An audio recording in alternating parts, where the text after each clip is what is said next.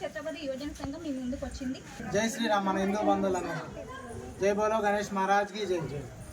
మన పాలమూరు పట్టణం యందు ఛత్రపతి యువజన సంఘం కురింశెట్టి కాలనీ ప్లాస్టిక్ రహితంగా భారతదేశాన్ని రూపొందించాలనుకుంటున్నాం. మన మోదీ సాబ్ ప్రధానమంత్రి గారి ఆలోచన మేరకు ప్రతి గణపతి మండపం దగ్గర స్టీల్ ప్లేట్ తెచ్చుకొని గణపతి మండపం దగ్గర అన్నదాన వితరణ కొనసాగిద్దాం.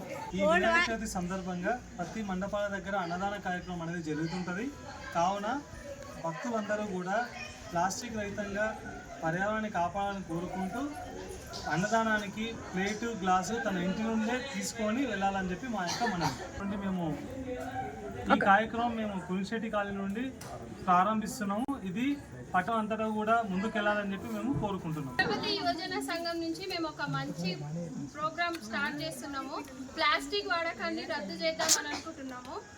ప్రతి వినాయక మండపం దగ్గర అన్నదాన కార్యక్రమం జరుగుతుంది కాబట్టి మనం ప్రతి ఒక్కరము మన ఇంటి నుంచే స్టీల్ ప్లేట్ స్టీల్ గ్లాసు తీసుకెళ్లగలరని మనవి. ఈ కార్యక్రమాన్ని కురింశెట్టి కాలనీ నుంచి మేము ప్రారంభం చేస్తున్నాము. అందరూ కలిసి విజయవంతం చేద్దాము. ప్లాస్టిక్ని రద్దు చేద్దాం.